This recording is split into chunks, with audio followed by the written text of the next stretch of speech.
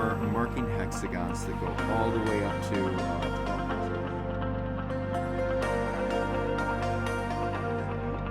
and look at this wonderful border.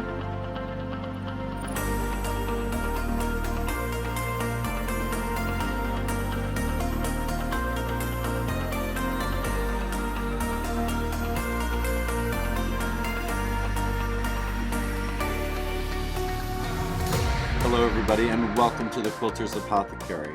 Today we are going to be doing a really cool border tutorial on a hexagon border that I love to use in modern quilts as well as regular traditional quilts. I like to use this one in quilts that have a lot of round type piecing because it does have some straight lines as hexagons do. So let's start with this one. I'm going to show you two different versions. We're actually going to draw out a version that is using the same size hexie, and then when we go to the machine we're going to be doing different size hexies.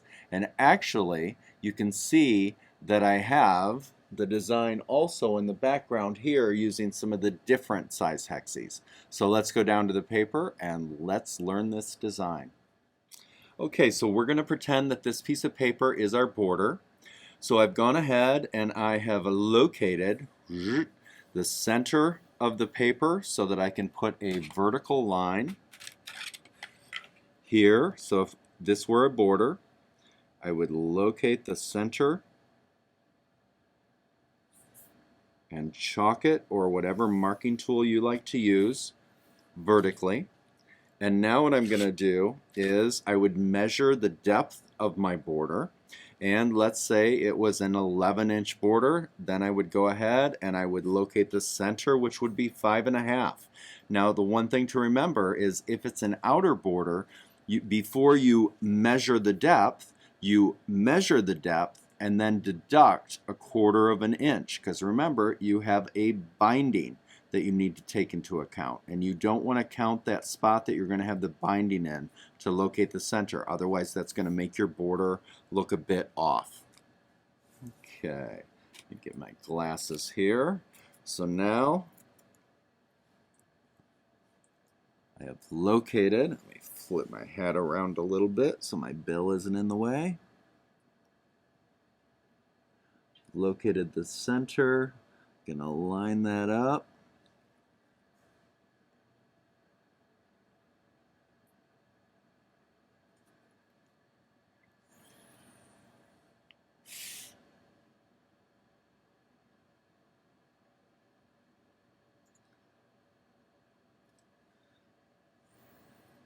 Okay, so there we go. That is our border divided vertically and horizontally. So now what we're going to do is we're going to pick a hexagon size. And I am using, of course, my marking rulers for my hexagons. And this is the size that I have chose. And with our marking hexagons that go all the way up to 12 inches, what you're going to notice is we have registration lines that also split the distance this way. Now this has the brown paper on it. I have that on it so you can actually see what I'm doing, and you can see the marks that are there. So what I'm going to do is I'm going to place this for this particular border treatment. I'm going to place it so the flat side is going horizontally with the border.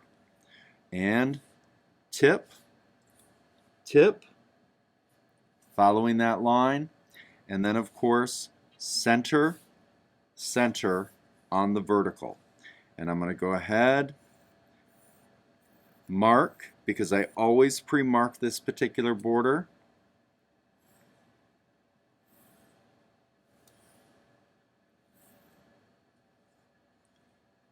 Inside and outside.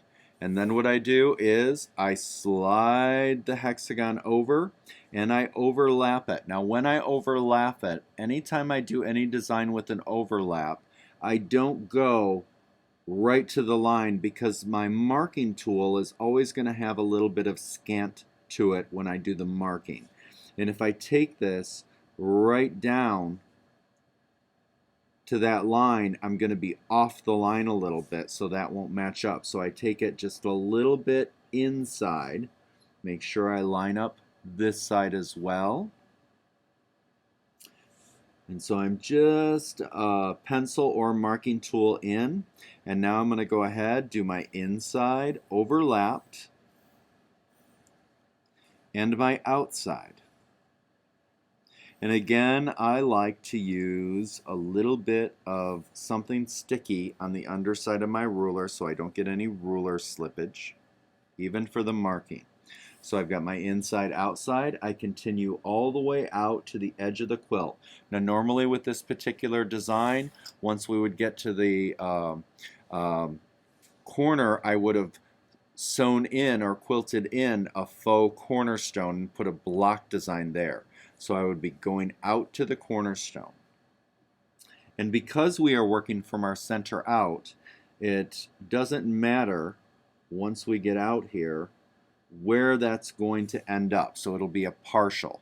But because we go from the center out, it'll be exactly the same partial on the other end.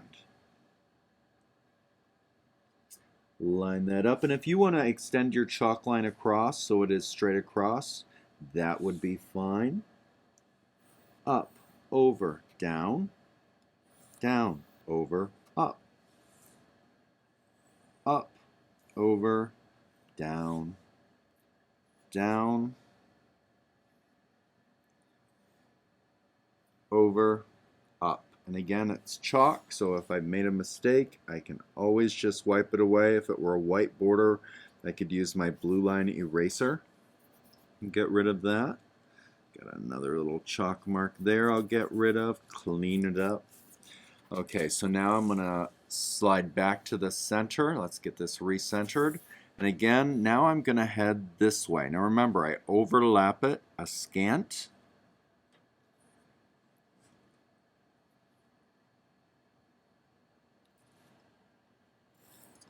Over, down, back, up, meow. Sound effects help. Especially when you work in your studio all by yourself. Every day. The dogs always love it because they think I'm always talking to them. Okay, so now I'm going to slide and repeat the same thing. Line that up.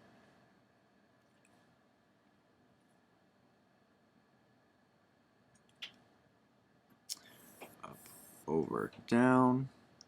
Up, over, down. Down, over, up. Down, over, up. Done. And of course, as you see, they end in the exact same spot on both sides. So we have this center out hexie with the overlap.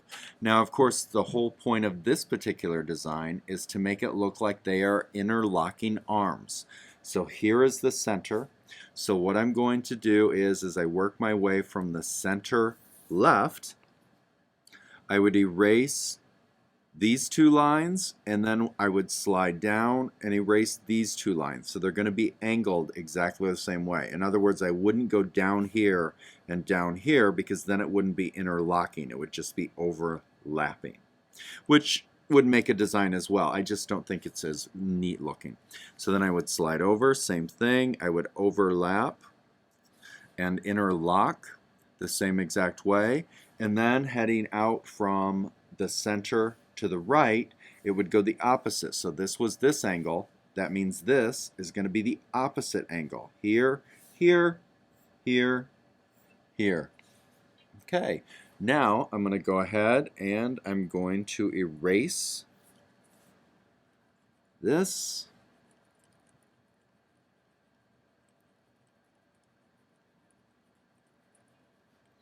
And this.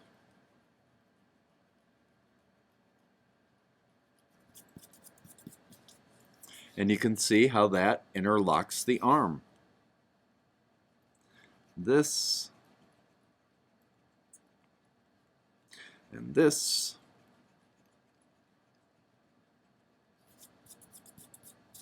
And if you saw my, there is a Coffee with Jamie up here on Patreon where we actually used an oval. And we did a couple different things with ovals that was very similar. Made a bit of a chain. Up,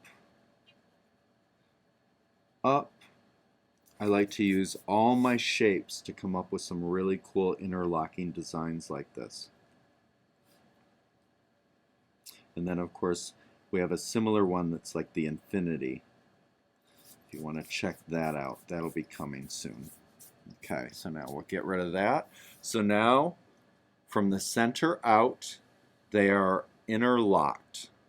Okay, and so now you'd have this marked on your quilt, and then you would go ahead and you would quilt it. Now, when we get to the quilt, to quilt out the sample, I'm going to show you some different options to do on the outside of this, and there are a ton of options. So what I always suggest is to go ahead and what you're going to do is draw this out more than once, and then you're going to have your different papers with this.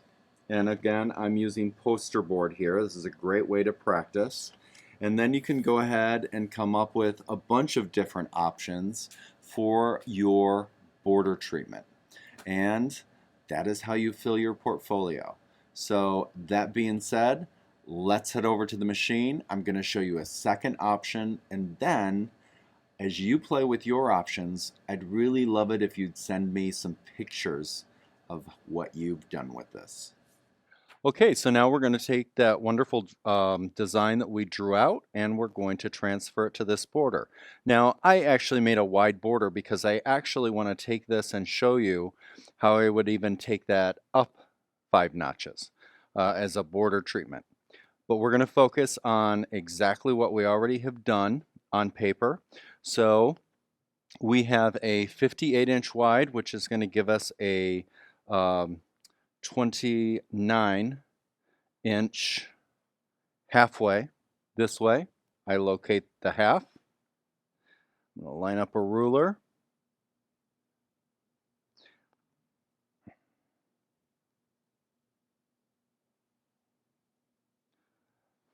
Line that up right in the middle.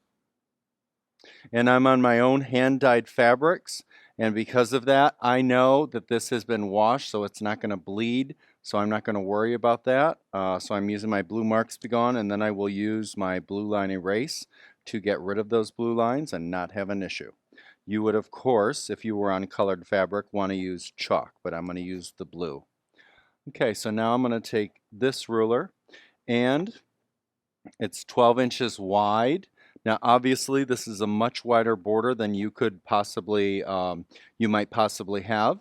So you would just go ahead and locate and measure yours and locate the center. I made a wide border for this example, this tutorial, because I want to show you some extra things once we get the hexagons placed in. So I'm going to take this over, I'm going to line that up.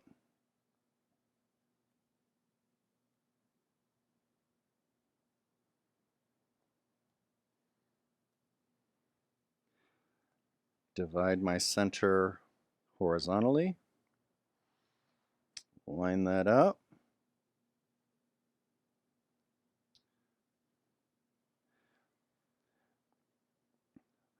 Now that's divided, so now we have our crosshairs centered. So now we're going to move right into our hexagons, and I'm going to go ahead and I'm going to pre-mark out my hexagons from the center out. Okay, so now here is the center of our border. I have chose the size that I'm going to start with, and that's going to be this guy right here. That's going to fit in there nice, and then I'm going to do some extra stuff on the outside here once we finish this border to kind of add to what we've already talked about in the drawing. So now I'm going to line this up just like we did on our drawing, and I'm going to mark it.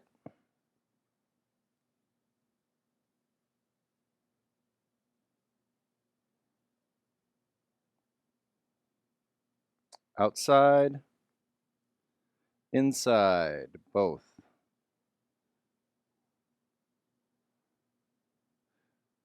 up. Remember, this mark is going to go away, so if your marks are a little off, you can always fix them.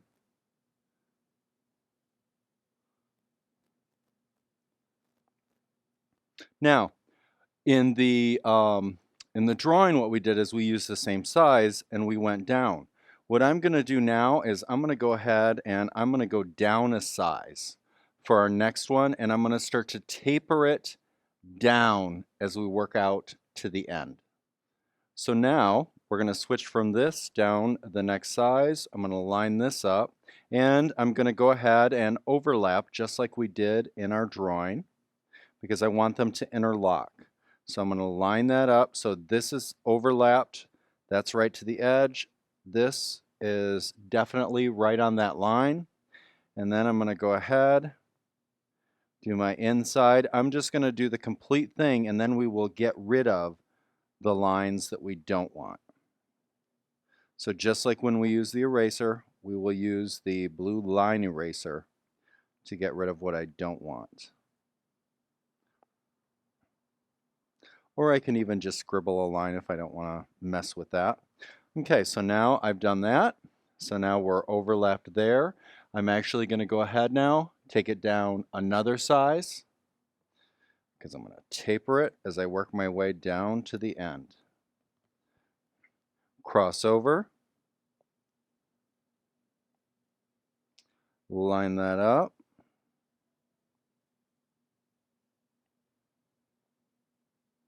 Make sure that I'm lined up there and there.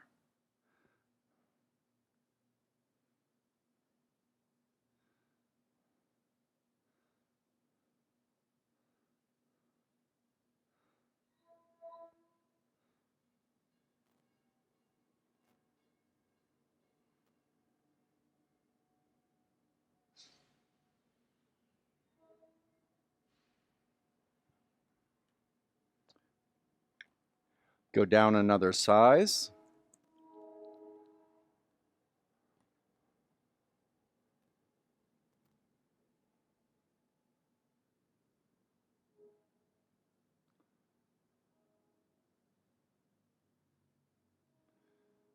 And again, I make sure to overlap.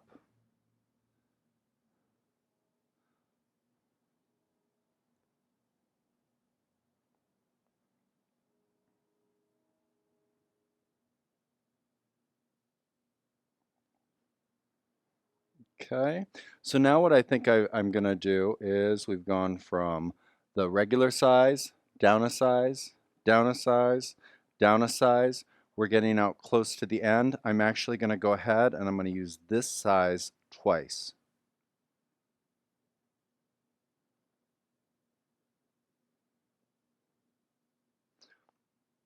I could have, in a king size quilt, used all the sizes twice. So whatever you want to do, like I said, you could mark the whole thing with chalk and then say, no, I don't like that, erase it, and try something new. Okay, so now I'm going to go down one more size.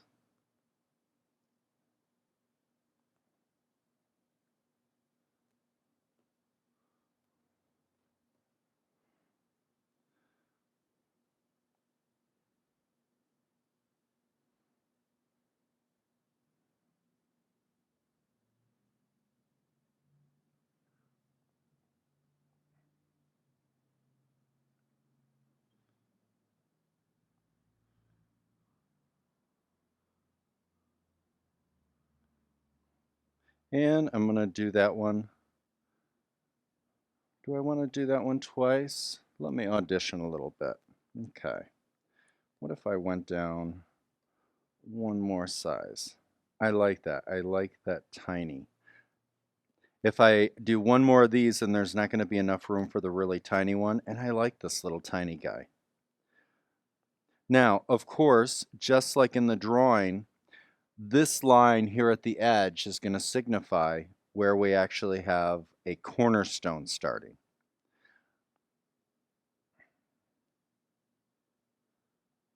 Okay. Do I like that?